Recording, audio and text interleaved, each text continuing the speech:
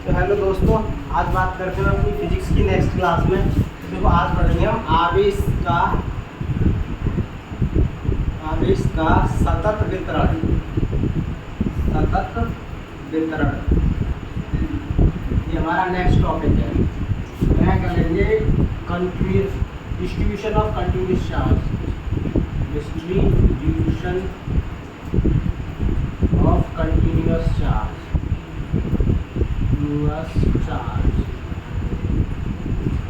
यानी आवेश का सतत वितरण।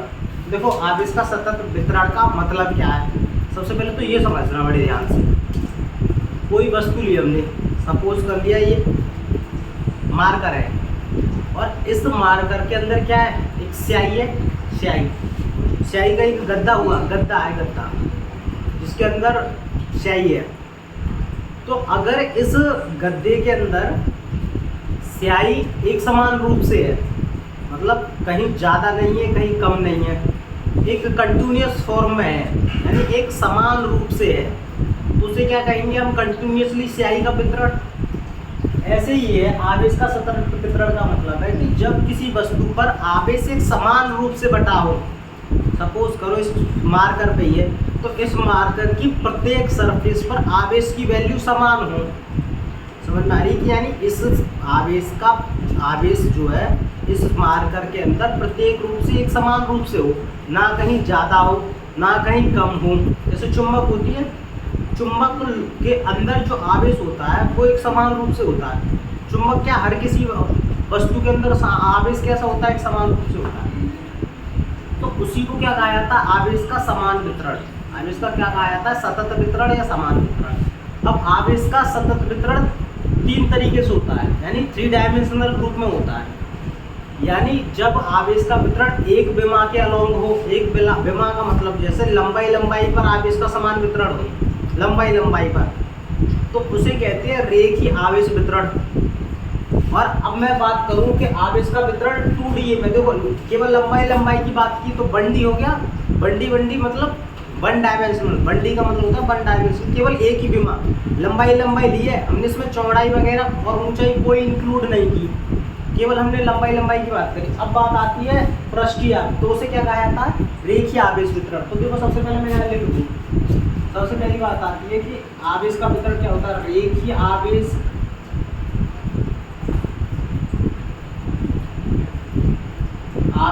का वितरण।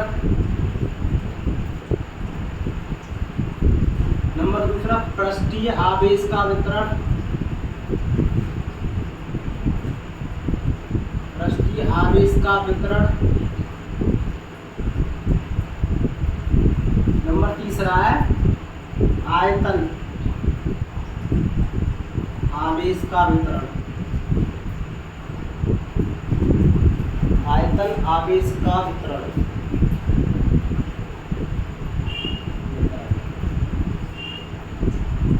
तो इंग्लिश में कहा जाता है इसे linear charge distribution, surface charge distribution. English में की बात करें, इंग्लिश में कहा जाता है इसे लीनियर चार्ज डिस्ट्रीब्यूशन। देखो इंग्लिश में लिखना चाहो, इंग्लिश में लिखो linear charge distribution. Linear charge distribution.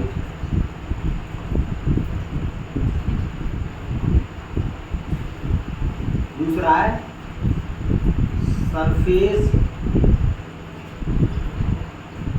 Charge distribution.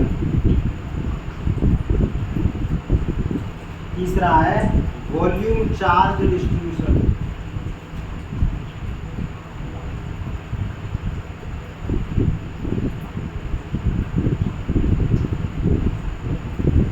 ठीक है, ये है तीनों। तो देखो, सबसे पहले मैं इसकी बात करता हूँ, लीनियर रेखीय आवेश वितरण। तो देखो, ये मैंने एक रॉड ले लो, लोहे की रॉड। ये लोहे की रॉड ली मैंने, और इसकी लंबाई मान ली L। क्या मान ली? L। ठीक है, लंबाई मान ली L।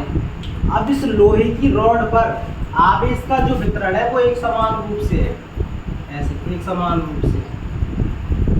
एक समान रूप से।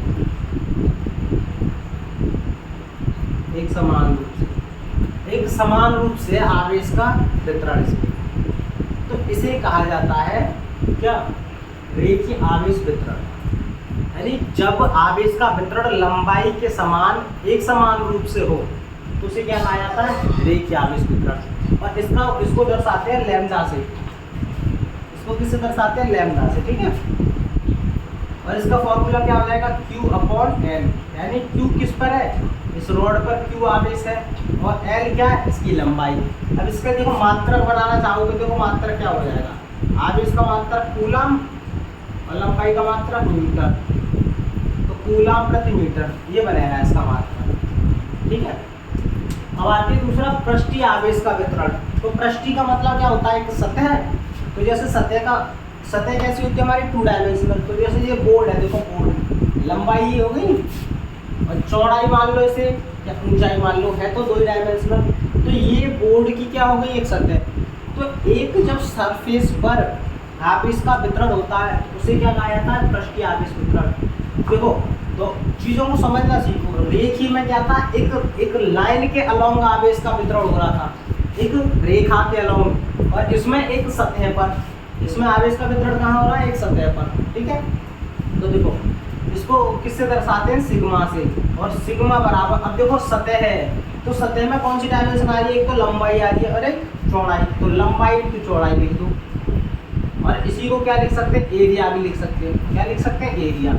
तो देखो Q बराबर, इसे सिग्मा से दर्शाते हैं, रेखीय आवेश वितरण को किससे दर्शाते हैं, सिग्मा से, और इसको डेल्टा से, और इसको लैम्डा से, इसको लैम्डा, सिग्मा और डेल्टा, ठीक है। तो देखो सिग्मा बराबर Q/A। अब देखो इसका मात्रक क्या हो गया, आवेश का कूलम, आवेश का मात्रक क्या हो गया, कूलम, और एरिया का मात्रक क्या हो गया, मीटर स्क्वायर, क्या हो गया, मीटर स्क्वायर। तो सिग्मा बराबर क्या हो गया, कूलम प्रति मीटर स्क्वायर। अब बात है आयतन का, तो आयतन को किससे दर्शाते हैं, डेल्टा से। अब देखो इसमें 3 डायमेंशन ली जाएगी, लंबाई, इस बोर्ड की लंबाई हो गई, चौड़ाई हो गई, और इसकी देखो मोटाई, ये साइड से क्या है, मोटाई, इसकी मोटाई को भी क्या किया हमने, इंक्लूड किया है। जैसे सपोज करो ये दीवार है, ये दीवार, ये लंबाई हो गई और चौड़ाई इसकी 9 इंच की दीवार है, तो 9 चौड़ाई हो गई, 2 डायमेंशन हो गई। तीसरी उसकी क्या हो गई, ऊंचाई हो गई, तो 3 डायमेंशन हो गई। यानी आवेश का वितरण जब 3 डायमेंशन पे हो, तीनों सरफेस पर, तीनों डायमेंशन में, लंबाई, चौड़ाई और ऊंचाई तीनों, ठीक है, तीनों पर हो, तो उसे क्या कहा जाता है, आवेश का आयतन वितरण। तो आवेश किसमें, Q, और लंबाई, चौड़ाई, ऊंचाई, लंबाई, चौड़ाई और ऊंचाई, और जब लंबाई, चौड़ाई और ऊंचाई को क्या कहा जाता है, आयतन, ठीक है। तो इसका मात्रक क्या बनेगा, कूलम, और आयतन को क्या कहा जाता है, मीटर क्यूब, ठीक है। आयतन को क्या कहा जाता है, मीटर क्यूब। यहाँ तक बात समझ में आ गई, आयतन आवेश का वितरण। अब बताओ यहाँ तक कोई समस्या नहीं है, क्लियर हो गया। अब देखो एक बात सुनो, अब मैं इसे समझा रहा हूँ, ऐसे सपोज कर लो एक क्यूब है, ये क्यूब,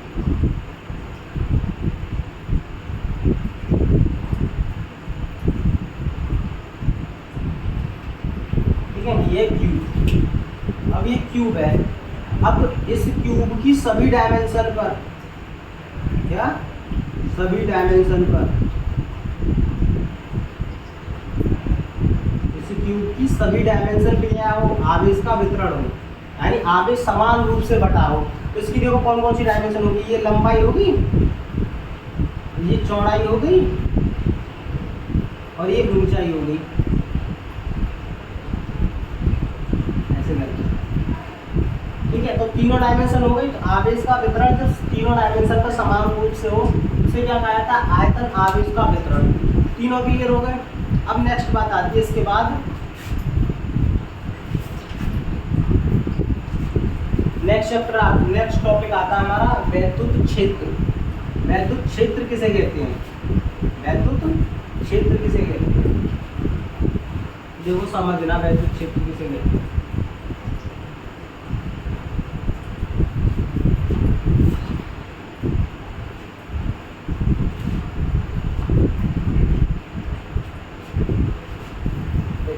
वैद्युत क्षेत्र,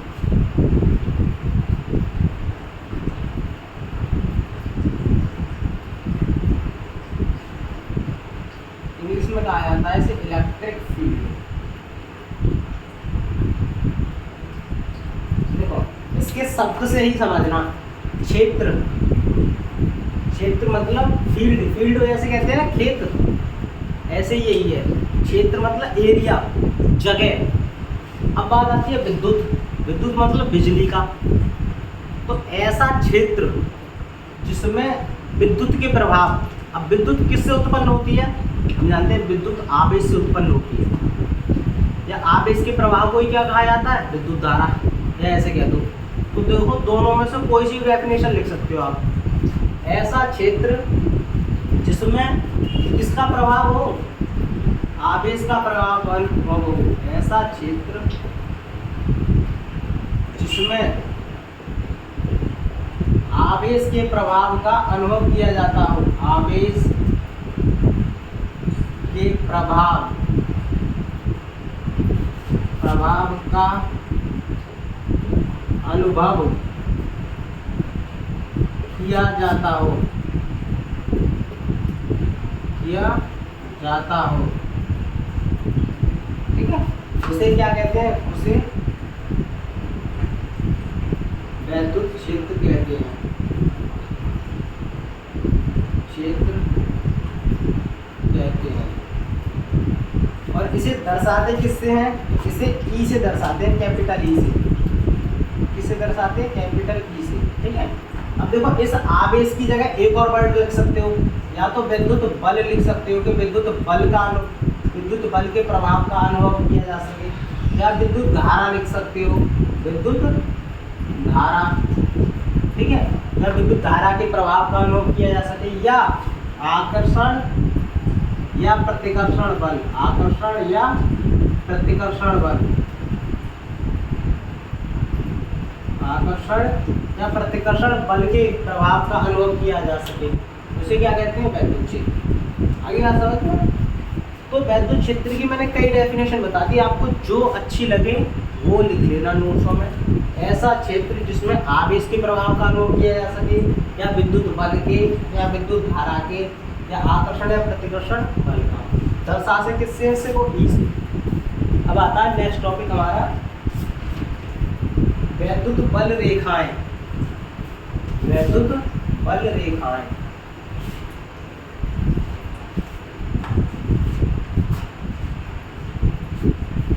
वैद्युत बल रेखाएं और ये इंग्लिश में कहा जाता है इसे इलेक्ट्रिक फील्ड लाइंस, ठीक है। अब देखो समझना बड़े ध्यान से, इलेक्ट्रिक फील्ड लाइंस, ठीक है। वैद्युत बल रेखाएं, जैसे हम लोग किसी सड़क पे चलते हैं, सड़क पे हम लोग चल रहे हैं, तो जब हम चलते हैं तो हम एक पाथ का निर्माण कर लेते हैं, पाथ मतलब पथ, एक लाइन का निर्माण कर लेते हैं, बिल्कुल कर लेते हैं भाई। उसे क्या कहते हैं, हम अपनी पथ रेखा, हम अपनी पथ रेखा, यानी वो हमारी पथ रेखा होगी। ऐसे ही बिजली, ये है बिजली यानी विद्युत धारा। जब जैसे जल की धारा है तो नदी बहती है, तो नदी यानी जल की धारा क्या करती है, एक अपने पाथ का निर्माण कर लेती है, वो जिस पाथ से जाती है उसी को क्या कहा जाता है, उसकी जल धारा यानी पथ रेखा, जल की पथ रेखा। ऐसे ही आवेश यानी विद्युत है, तो विद्युत भी क्या करती है, एक अपनी पथ रेखा निर्माण कर लेती है, समझ में आ रही है, अपनी पथ रेखा निर्माण कर लेती है। तो देखो अब वो पथ हमें दिखाई नहीं देता, हम उसकी केवल कल्पना कर सकते हैं। देखो जल की तो हमें दिखाई दे रही है, जो चीज़ दिखाई दे वो वास्तविक, जो दिखाई ना दे वो काल्पनिक। और हमें विद्युत बल रेखा दिखाई तो देती नहीं है, तो इसका मतलब ये वास्तविक हुई या काल्पनिक, तो क्या हुई, काल्पनिक। अब बात आती है, तो देखो सबसे पहले क्या होता है, तो एकांक धनावेश, सपोज करो कि मैंने कोई एकांक धनावेश यानी Q ले लिया, तो जब इस Q क्या किया गया, Q द्वारा कोई काल्पनिक पथ तय किया जाता है, कोई Q द्वारा कोई काल्पनिक पथ तय किया जाता है, उस काल्पनिक पथ को ही क्या कहा जाता है, वैद्युत बल रेखा। यानी जब इस Q को यहाँ से उठाकर हम यहाँ पर लेकर आए, ऐसे करते हैं, इस एकांक धनावेश को, इसको क्या मान लो, एकांक धनावेश। एकांक धनावेश का मतलब होता है जिसका मान 1 हो। जैसे 1 किलो चीनी लेने गए तो उसे क्या कहेंगे, 1 किलो चीनी, यानी एकांक चीनी। चीनी की मात्रा कितनी है, एकांक। तो इसी अगर यहाँ पे धनावेश की वाली यानी आवेश का मान कितना, 1, एकांक धनावेश। तो एकांक धनावेश द्वारा जो काल्पनिक पथ, ये क्या हो गया हमारा काल्पनिक पथ। एकांक धनावेश द्वारा तय किया गया काल्पनिक पथ। तो एकांक धनावेश द्वारा तय किए गए काल्पनिक पथ को ही क्या कहा जाता है, वैद्युत बल रेखा। क्या लिखेंगे, एकांक धनावेश द्वारा, एकांक धनावेश द्वारा तय किए गए काल्पनिक पथ को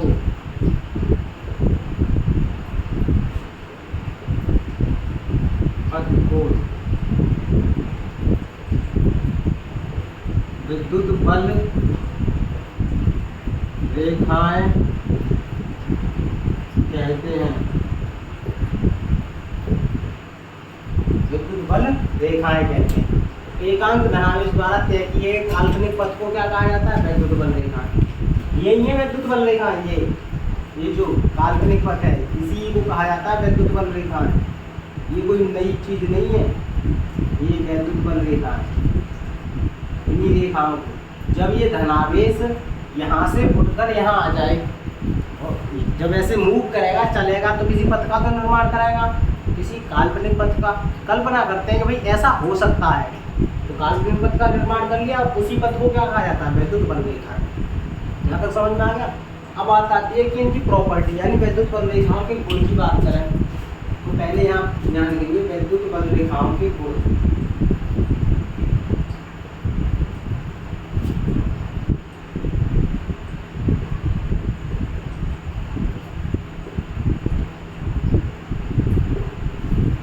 प्रॉपर्टी ऑफ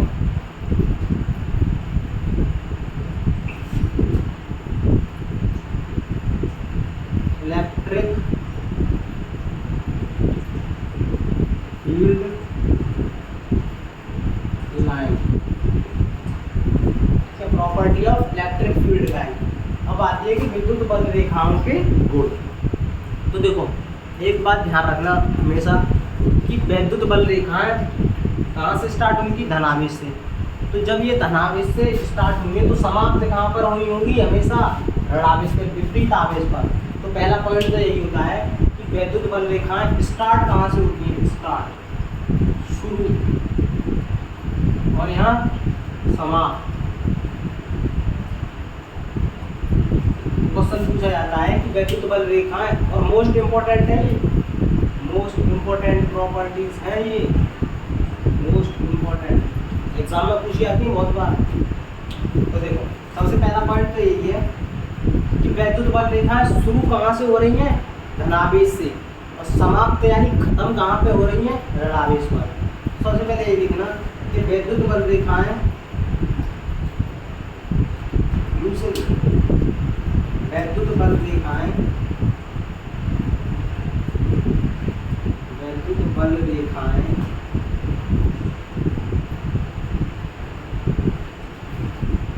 धनावेश से शुरू होकर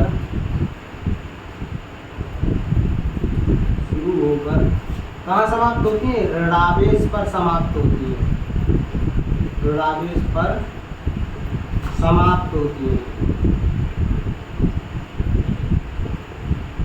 ऋणावेश पर समाप्त होती है। पहला पॉइंट तो यही हो गया, ठीक है। दूसरा पॉइंट समझो। तो देखो आप लोगों ने ये देख रखी है, ये कैसा पत्र बना रही है, खुला है या बंद, बंद है। दूसरा पॉइंट ये लिख लेंगे कि वैद्युत बल, सॉरी वो क्या कहते हैं, ये मतलब बाहर की साइड खुला है ना ऐसे करके, तो क्या लिखेंगे, दूसरा पॉइंट ये लिखेंगे कि वैद्युत बल रेखाएं खुला वक्र बनाती है, वैद्युत बल रेखाएं खुला वक्र बनाती है, बनाती है।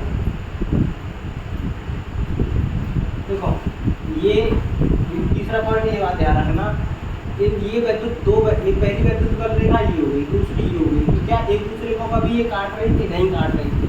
यहाँ पर तो केवल मिलती हैं, समझना, यहाँ पे आके ये समाप्त हो जाते हैं, इसके बाद कुछ नहीं होता इनका। बीच में देखना चाहिए कि ये काट रही है कि नहीं काट रही। तो तीसरा पॉइंट यही होता है कि दो वैद्युत बल रेखाएं एक दूसरे को कभी नहीं काटती, और जो चीज़ कभी नहीं काटती एक दूसरे को, वो हमेशा एक दूसरे क्या होती है? समांतर। इस बात को ध्यान रखना, हमेशा दो चीज़ें लंबवत होती हैं वही हमेशा एक दूसरे को काटती हैं, और जो चीज़ें समांतर होती हैं वो एक दूसरे को कभी नहीं काटती। दो रास्ते हैं, एक दूसरे के समांतर जा रहे हैं, कहीं जाके मिलेंगे? नहीं मिलेंगे। लेकिन दो, एक ऐसे जा रहा है, एक ऐसे जा रहा है, ऐसे करके क्रॉस, कहीं ना कहीं काटेंगे। अगर उनके बीच में बिल्कुल भी थोड़ा सा ही डिफरेंस है तो वो कहीं ना कहीं जाके जरूर काटेंगे, ठीक है। तीसरा पॉइंट है कि दो वैद्युत बल रेखाएं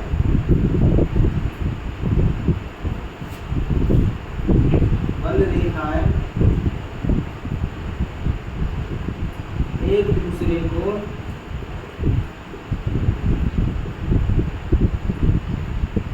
कभी नहीं काटती,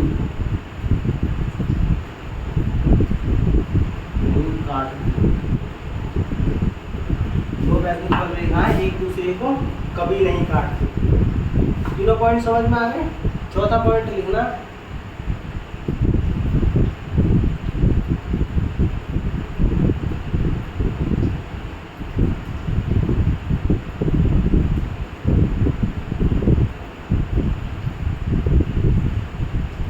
देखो वैद्युत बल रेखा जैसे ये सरफेस है हमारी, ये इस सरफेस के कैसी उत्पन्न होती है? लंबवत। और तो ये याद रखना कि वैद्युत बल रेखाएं किसी चालक की पृष्ठ के लंबवत उत्पन्न होती हैं, और लंबवत ही क्या होती है? समाप्त। यहाँ लिखेंगे वैद्युत बल रेखाएं, चौथा पॉइंट, किसी चालक के पृष्ठ के लंबवत उत्पन्न होती है। यहाँ लिखेंगे वैद्युत बल रेखाएं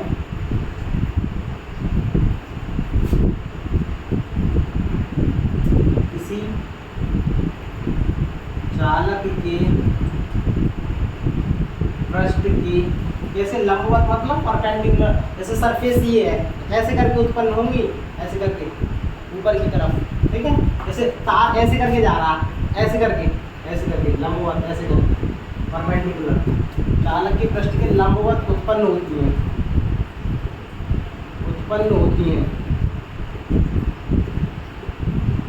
और समाप्त भी होती है, और लंबवत ही समाप्त होती है, समाप्त होती है।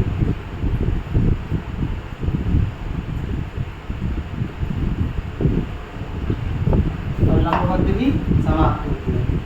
चारों पॉइंट समझ में आ गए यहाँ तक।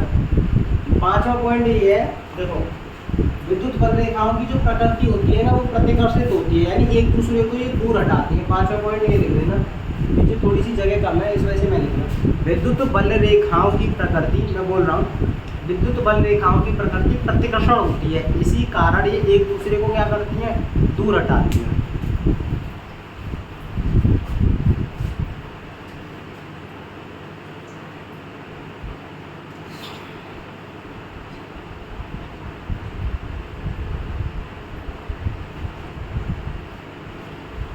अब देखो यहाँ तक हो गया, अब इसके आगे का नेक्स्ट है।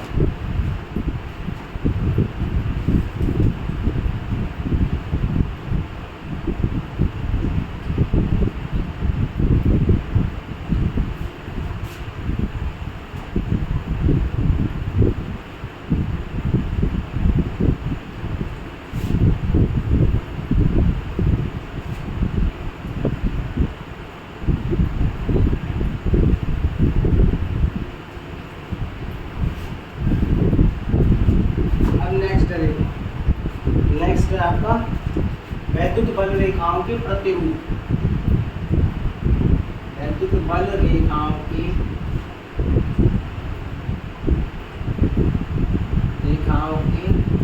प्रतिरूप,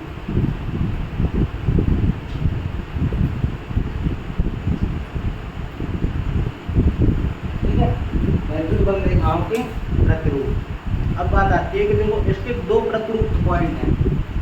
देखो कहने का मतलब होता है, सबसे पहली हेडिंग है विलगित बिंदु धनावेश के कारण। नंबर 1 है विलगित बिंदु धनावेश के कारण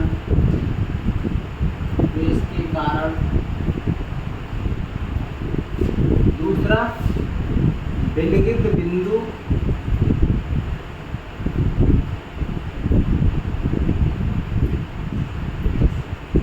ऋणावेश के कारण।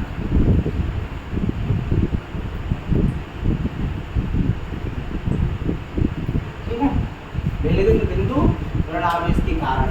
तो देखो अब बात आती है यहाँ पे कि इस विलगित शब्द का मतलब क्या होता है। तो विलगित शब्द का मतलब होता है अकेला।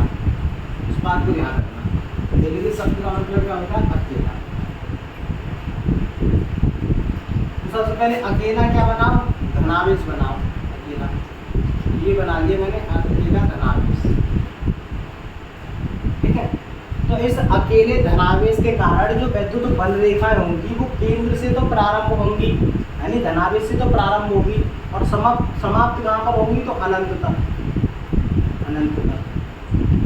अनंत पर समाप्त। ठीक है, अब बात आती है ऋणावेश की। तो ऋणावेश में क्या होगी, अनंत से शुरू होंगी और ऋणावेश पर आकर क्या होगी, समाप्त।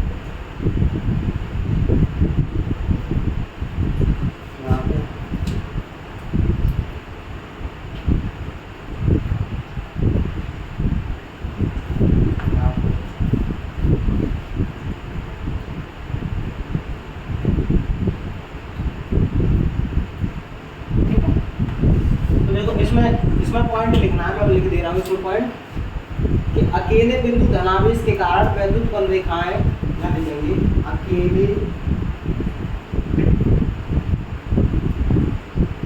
बिंदु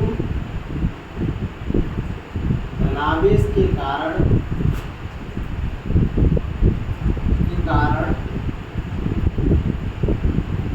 वैद्युत बल रेखाएं कहाँ से शुरू होती हैं, केंद्र से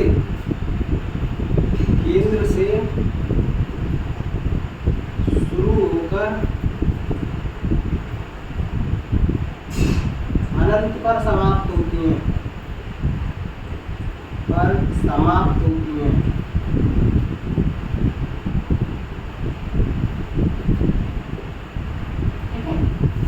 लेकिन इसमें सेम टू सेम ये डेफिनेशन लिखनी है, अकेले बिंदु ऋणावेश के कारण वैद्युत बल रेखाएं अनंत से शुरू होकर ऋणावेश पर समाप्त होती है। यहाँ लिखेंगे अनंत से शुरू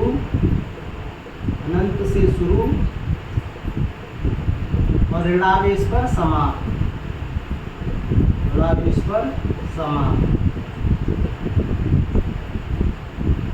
अनंत से शुरू और ऋणावेश पर समाप्त। ये वैद्युत बल रेखाओं के आपके सारे गुण हो गए। अब इस हमारे पास जो नेक्स्ट टॉपिक है,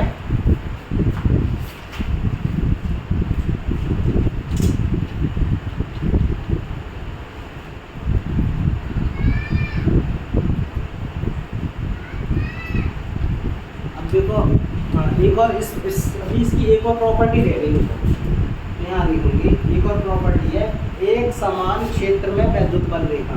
तीसरी प्रॉपर्टी है, एक समान क्षेत्र में वैद्युत बल रेखा।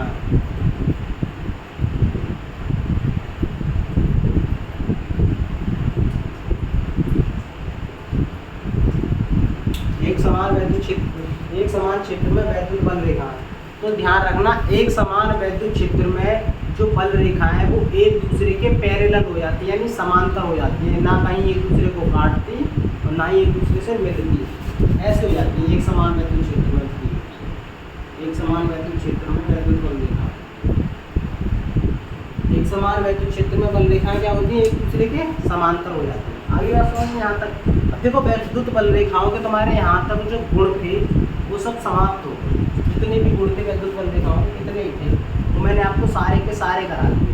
अब इसके बाद आती है हमारी वैद्युत क्षेत्र की तीव्रता।